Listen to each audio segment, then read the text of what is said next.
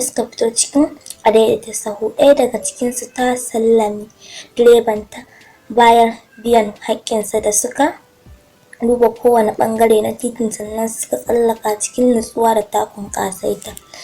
Tsantsar kyawun 'yan matan ya ɗauki hankalin mutanen da ke kusa da wurin matuƙar wannan arashin tashi ke irin kwalliyar da suka caɓa da kuma takun ƙasaita.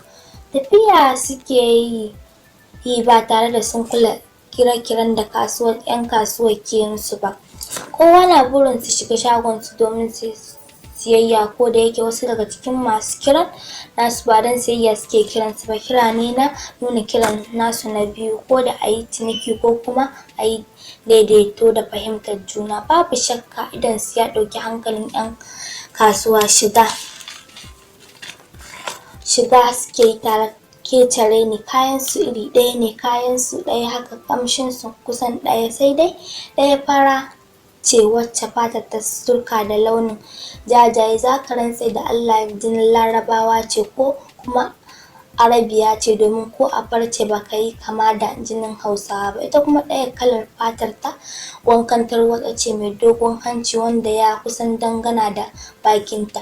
Idan leshe sukarin ruwan madara da aka yi musu adon zanen launin kofi. Leshin yana da manyan duwatsu tsari-tsari da suka fito daga kyawunsa. An yi masu ɗinkin irin ɗaya masifar yi musu kyau. Ɗinkin ya ƙwararru, ɗinkin da ya ƙara fito da kyawun 'yan matan, musamman ɗaya zamo kusan tsawonsu ɗaya. Farar ce ta riƙe kyallen atamfa ankon wacce ga dukkan alamu suka zo siya. Ba su saurari kire-kiren da aka yi musu ba har suka hau saman benen gidan da kayan da ake kwatankwato musu yake, wanda suka tabbatar samun atamfa a nan.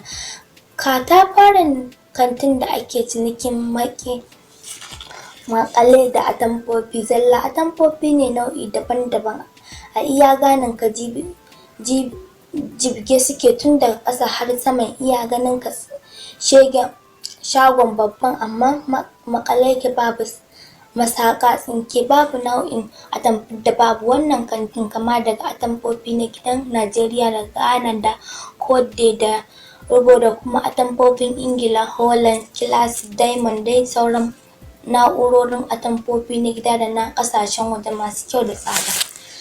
Da shigar su zaune suka fara karo da wannan babban mutum da ke zaune akan wata kujera inda ake biyan kuɗi, ko ba a faɗa maka ba ka san shi ne malamin shagon. Tare suka da wani matashin gyaɗa da suka kyautata zaton shi ne babban yaron da ke kula da shagon. Da alama lissafi suka yi. Sauran yaran shagon ne suka yi musu sannu da zuwa ba tare da ɓata lokaci suka gabatar da kyallen atamfar da suka zo nema. Cikin sa'a ko aka ɗauko musu ita, kasancewar ba ta shiga rubun sosai ba. Cikin suka fara ɗaya daga cikin su yaron shagon, inda ya faɗa musu farashin ta, su kuma suka taya, sai da suka ɗan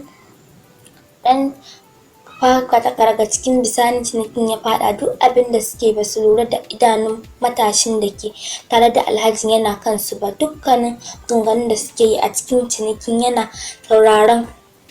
Zazzaƙar siririyar muryar Safina ce ta yi matuƙar ɗaukar masa hankali. Zaƙin muryar ta ya tafi da shi har baya son ta daina magana. Sai da suka zo za su biya kuɗin sannan Suleiman ya yi dabarar fara jan su da hira. Amma gaskiya kun iya fitar da anko a cikin ankon da 'yan mata suke rika siya a kantin nan. Cikin wannan shekarar ban ga atamfar da ta burge ni irin taku ba. Rahama ta ɗaga atamfar tana ƙara dubawa cikin yabawa ta ce ƙwarai kuwa, domin ko yaban atamfar yake. Suleiman ya dubi Safina abu amma ta ƙi magana, don haka ya kalle ta ya ce hala wannan ce amarya. Ita ma Rahama sai ta dubi 'yar uwarta cike da mamaki ta ce wai Suleiman me ka gani? Ganin yayi kama da amarya, ina jin Suleiman. Rahama ta ɗan dariya, sun amare har da wata kama gare su. To ba ka can kaɗai dai ba, domin ita wannan da kake gani ko shekaran aurenta ma bata kama ba, karatu take son yi mai zurfi. Suleiman ya katse Rahama ganin ya ji abin da yake bukata ji, wato dai allura ce a ruwa ce mai rabo kan ɗauka. Haka ne Rahama ta amsa mata a taƙaice, kice ni na shiga sahun masu nema ko ni ne mai rabo, in ji Suleiman. Rahama ta ce me zai hana in Allah ya baka sa'a? Suleiman ya ce ni fa ba da gaske nake, shi zaki bani wannan taki kuwa, ai ban san inda rana za ta faɗi ba, ka gwada sa'ar ka ko Allah zai sa ka dace, amma ba ƙawata bace, yar uwata ce.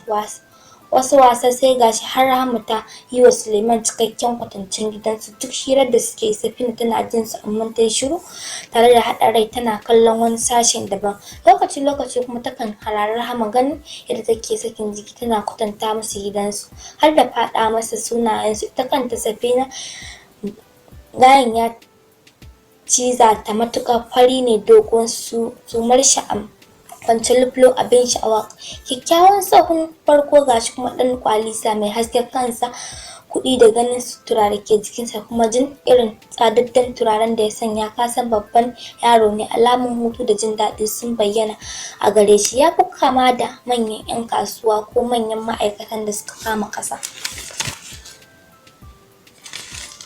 A cikin ɗan takaitaccen lokacin Safina ta nazarci haka daga gare shi, sai dai a kusa bata yi wannan na'am da shi ba, domin bai yi cikin tsarin sahun mazan da take burin aure. Akwai masu shuɗan da take burin namiji aurenta ya kasance a cikin su, da ta lura sai Suleiman ɗin bai cika su ba. Haka ne ma ya sanya ta ɗin sakar masa fuska. A ƙarshe Suleiman ya yi musu gagarumar rangwame a kuɗin atamfar da suka siya, duk da yana rubutun adadin kuɗin kayan ne a cikin kundin da yake rubuta kayan da aka siya, da alamar shine zai cika kuɗin ajihunsa. Sun raba tare da alƙawarin zai kawo musu ziyara har gidan domin su samu damar tattaunawa da cikin tsakanin shi. Ya yi musu rakiya har bakin titi, ya nemi musu adaidaita sahu da zai kai su har ƙofar gida.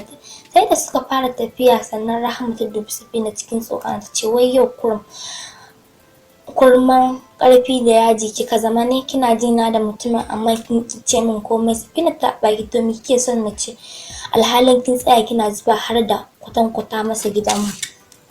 Babu wani zance zuba, ni da kawai ina goyon bayan shi ne, Allah tabbatar da alkhairi. Na lura yana da saukin kai kuma ga kalama, don haka nake kyautata masa zato. Safina ta ɗan ta ce gaskiya yana da kirki don son jama'a, gashi kuma kyakkyawa ne na gaskiya. Sai dai duk da haka bata barta ta karasa maganar ta ta katse ta.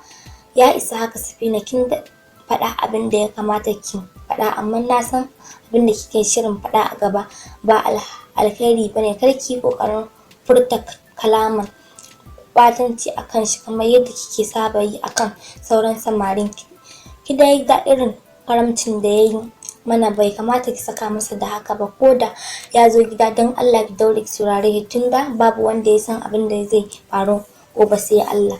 Safina ta yi kofa ta ce, amma dai kin san bana ra'ayin irin waɗannan samarin ko?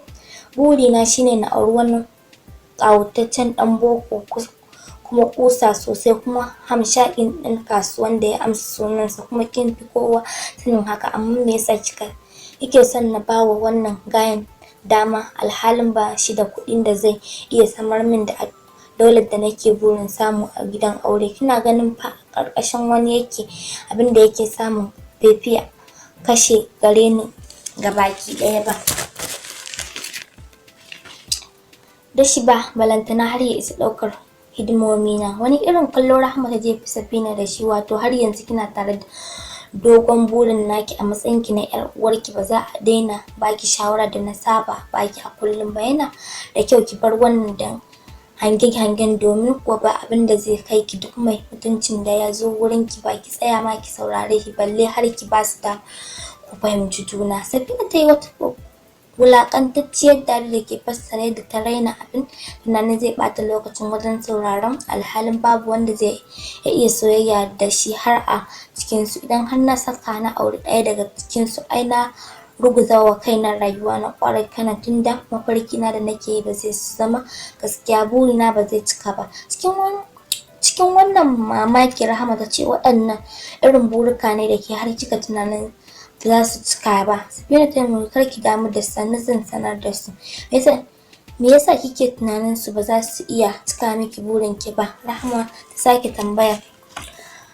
Ai Juma'ar da za ta yi kyau tun daga Laraba ake gane ta, su waɗannan su ma da kike gani a kanki kansu ba su ga tsari mai kyau ba, kuma za su iya tsara min rayuwa mai kyau ba. Zan raba burina na samu rayuwar daula a nan gaba. A daidaita sahu ya ajiye suna ta tafka muhawara tsakaninsu. A karo na farko ya sanya da cewa ‘yar uwa ki dai kawai ki roki Allah ya zaɓa miki miji na gari, amma wani zaɓi ba naki bane, ki fatan samun rufin asiri da kwanciyar hankali a gidanki sai tara akan zuci wuta makara amma iska da tsaka ba abin da kika hanga saman bashi bane ba. Safina ta kallon sakarci. To malam na gode, amma a rana kallon dan shedan ta yi masa. Ko ina ruwan shi da maganar mun wani kidimamman me yasa ni game da halin da duniya take ciki da har zan yi min wa'azi, ta faɗa a cikin ranta. Da yake Hausawa sun ce ra'ayin riga kowa da irin tashi, kallon da Rahama take yi wa maganganu mai adaidaita sahun ya sa shi bambaro kallon da Safin take masa, domin ita ta gamsu da 100% da abin da ya faɗa. Gashi dai ba wani babban bane, amma ya fahimci rayuwa daidai gwargwado. Bature mai cewa shi kuma mai adaidaita sahun nan shi bangaren shi ya raina wayon Safina tunda ya gano bata da zurfin tunani, ga ta dai tamkar wayayya, amma ashe ba haka abin yake ba. Dama ba su zancen suna cewa don not judge book by its cover. Ita a zatanta aure mai kuɗi da rayuwar babban gida shine jin daɗi. Bata san samun miji nagari da zama lafiya sun fi komai daɗi ko kuma ɗan taga tana da tsantsar kyau shi yasa take yi wa maza yanga. Wannan ce tambayar da ya yi wa zuciyarta da bai samu amsar ta ba. Shi kuma Suleiman tafiya suka bar shi da tunanin har aka tashi daga kasuwa. Babu hirar da yake yi da ɗan shagon nasa da zancen Safina ta riga ta tarar mata da zuciya. Fatansa bai wuce na samun nasarar shawo kanta ba idan ya je gidansu a matsayin baƙonta. Bayan ya koma gida ma bai fasa zancen ta ba, musamman ma da suka haɗu da amininsa Iliya. Ko da Iliya ya yi zancen Safina ya yi ƙarewa wajen abokin nasa ya baka baki ya ce, wai me kake gani tare da yarinyar nan ne da har kake rikice a kanta haka? Kalamanta, kamun kanta da kuma tsantsar kyawunta su suka ja hankali na gare ta. Na kasa ɓoye abin da ke raina, sai dai isar da saƙon zuciyata da kuma cewa Alhaji yana shagona a lokacin tana da matuƙar kyawun fiye da zatonka. Gashi ta iya kwalliya. Haƙiƙa idan na samu yarinyar nan a matsayin ta ba ƙaramin dacewa ne ba. Ilyasu ya yatsuna fuska kana ya ce, abokina ba na son ka riƙe kallon ƙyale-ƙyalen wajen zaɓin budurwa. Kyau babu kyan hali tamkar shege ne, babu sikarin yana da kyau ka yi duba zuwa ga halayen don gudun yin kitso da kwarkwata. Suleiman ya ce, ni ma ban yi la'akari da kyan kaɗai ba, na fahimci tana da nutsuwa da kai. Alama yarinyar 'yar babban gida ce. Ina da tabbacin cewa sun samu kyakkyawar tarbiyya domin ita 'yar uwarta haka take. To Allah tabbatar da alkhairi, inji Ilyas. Suleiman ya ce, yauwa abokina, addu'ar da nake bukata kenan, domin ban sani ba ko zan samu karɓuwa a wajenta ko kuma akasin haka. Lura tana da jan aji don har ba sani ba, wataƙila ta ɗan ƙwaya kafin ta karɓi soyayya ta. Babu laifi. Lokacin da Suleiman ya je wajen Safina ya sami shimfiɗar fuska, ta yi mai kyakkyawar tarba, ta sakar fuska fiye da ranar da ya fara ganin ta. Daman ba wai son shi ne ba ta yi ba, domin ba shi da wata makusa da za a kishi a kanta, kawai dai ba ta yi na'am da shi ba ne saboda ba tana ganin kamar tafiyarsa ba za ta ɗore tun da ba shi da irin maƙudan kuɗin da take buri. Wanka wata shadda ya yi ash color, ɗinkinsu mai kyau, fitar da ya dace da zubinsa. Matashi ne da ke kan ganiyarsa ta samartaka. Gaye ne da za ta iya shiga da shi ko ina kuma ya fitar da ita kunya, domin ko ya haɗu Allah kawai ba shi da abokin rayuwa masu gidan rana. A cikin hirar tasu ne ya gabatar masa da tarihin rayuwarsa taƙaice kamar haka. Suleiman shine sunana kamar yadda kika sani, ni haifaffen ƙwaryar birnin unguwar Gabari ne. Na yi karatun firamare da sakandire da makarantar gaba da sakandire duk a birnin Kano. Ban yi wani zurfafan karatu ba, diploma na yi dakata. Ina tsunduma kasuwanci saboda yawan rayuwa. Ni na san ranar ci gaba da karatu a nan gaba idan damar hakan ta samu. Kimanin shekaru 5 da suka wuce, Allah ya yi wa mahaifina rasuwa. Gidansu gida ne na iyali domin ina da yayi da kuma ƙanne 13 ne 'ya'yan mahaifinmu. Ina da amini kuma ɗan uwa mai suna Iliya, tare muka tashi da shi tun muna yara. Kowa ya san mu yana da matuƙar muhimmanci a rayuwata. Ina fatan ke ma za ki ɗauke shi da muhimmanci kamar yadda wajena. Ina fatan ki gamsu da ɗan taƙaitaccen tarihi da na sanar da ke game da kaina, da idan kuma akwai wani abin da kike son ji game da ni wanda ban faɗa miki ba sai ki tambaye ni.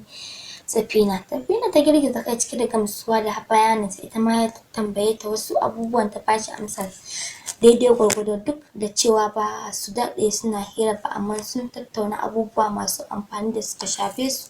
Fahimci abubuwa sosai game da kasuwancin.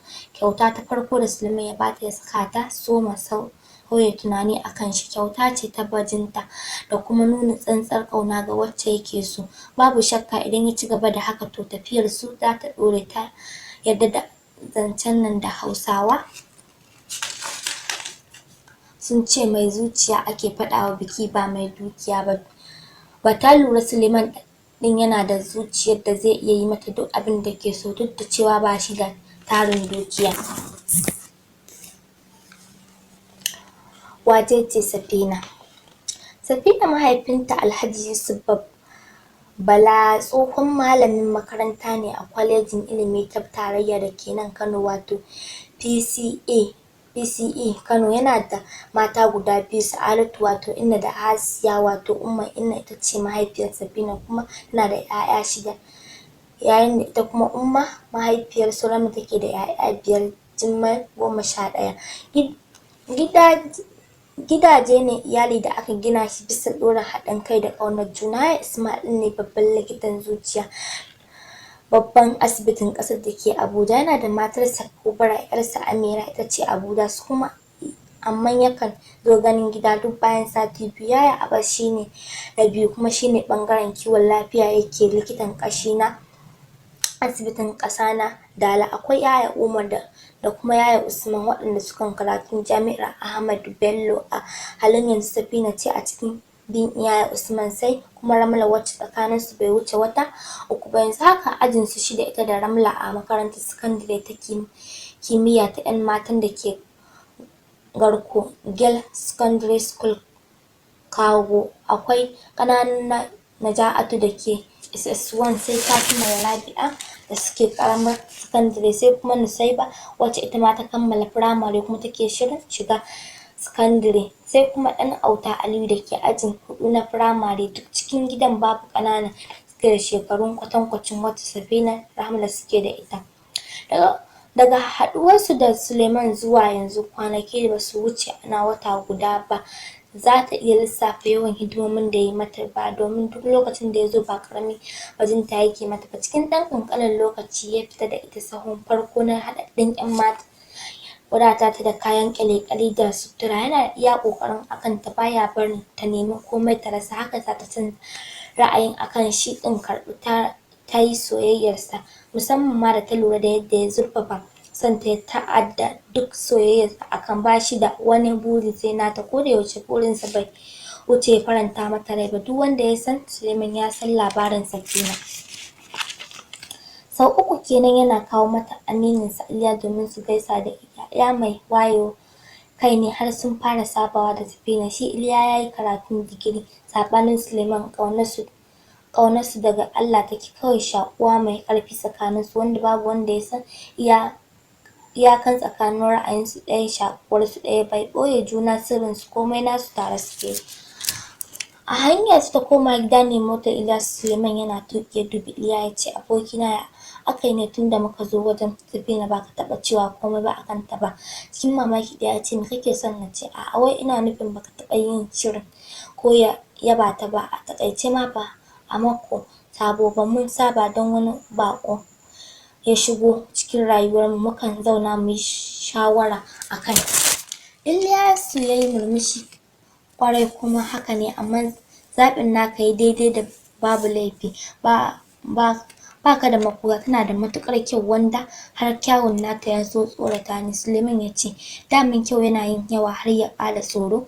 Ƙwarai kuwa ina tsoron irin waɗannan 'yan mata masu tsantsar kyau domin ba su fiye halacci da riƙon alƙawarin soyayya tunda suna taƙama da kyawunsu zai iya zamar musu jari. Suleiman ya yi shiru yana sauraron abokin nasa inda shi kuma ya ƙara da cewa ba wai ina nufin lallai Safina tana cikin waɗannan 'yan matan ba, amma ina son kai taka tsantsan da abin komai a hankali don ba a ganin alheri kalar mutum daga fuska. Wata mace takan kora kowace ba da fatar akuya, za ka ganta normal a zahiri amma baka san halinta ba. Da yawa kyakkyawan 'yan mata irin waɗannan sun fi burin auren hanshaƙin mai kuɗi da zai haɗa musu daular rayuwa.